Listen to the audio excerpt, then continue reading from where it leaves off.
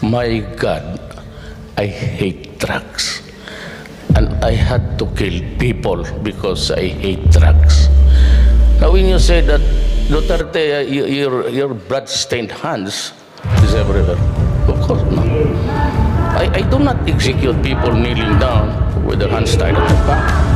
If that is what you mean, or what was meant by some, as an extrajudicial killing, it's always a confrontation. Ang Pilipinas nasa global headlines ngayong araw matapos arestuhin ang dating Pangulong Rodrigo Duterte nitong umaga. Naglabas na kasi ang International Criminal Court o ICC ng warrant na inaakusahan siya ng mga crimes against humanity para sa kontrobersyal na drug war niya mula taong 2016 hanggang 2022.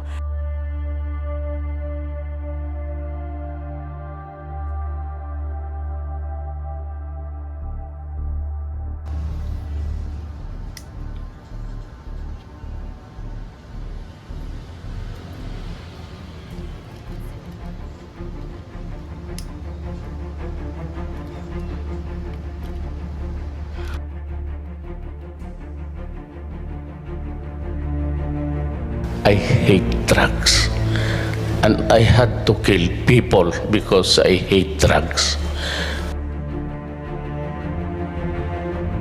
Hindi po ako kontento na si Duterte lang po yung mananagot. Dapat po lahat po ng mga kasangkot po ni Duterte. Buti po si Duterte may due process. Yung mga anak ko na pinaslang, yung anak ko wala pong due process. Umiiyak po ako dahil mas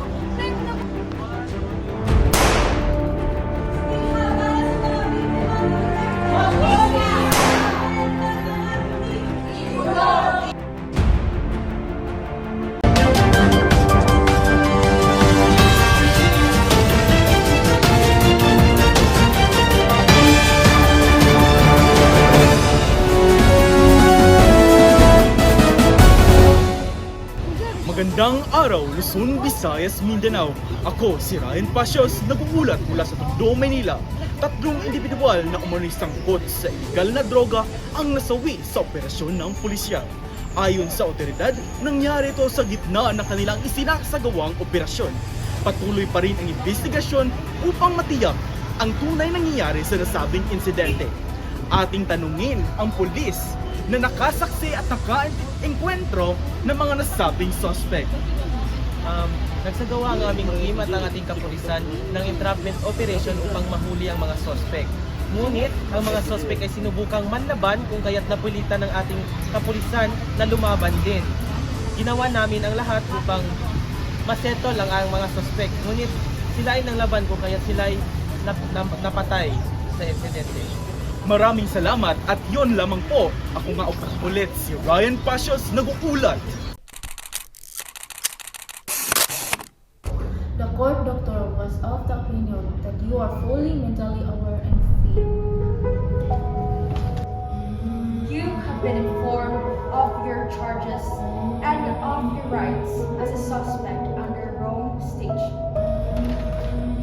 Mr. Duterte has been informed of his rights and the charges against him, as confirmed by the registrar's report. Concerns about his transference and arrest can be raised later in the proceedings. I am Rodrigo Roa Duterte. That's my first. My middle name is Roa and my surname is Duterte.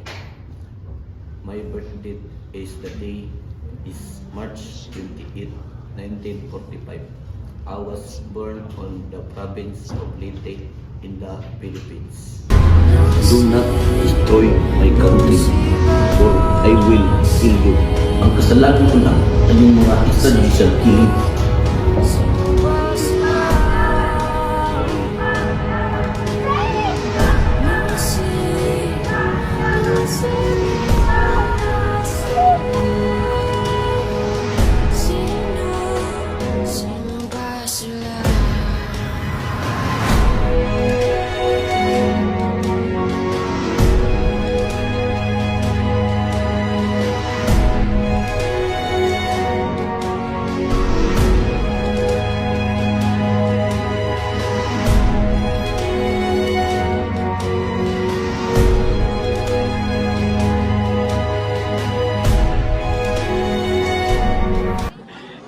feel sad for you, Mr. Duterte.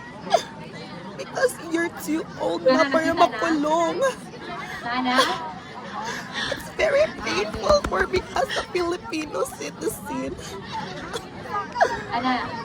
But I think you deserve it also. Okay. Next go. So we have here the progressive scheme I'm of speechless training right advancement now. regular I cannot express my feelings. Okay, can you please read it for me? Sino ba sila?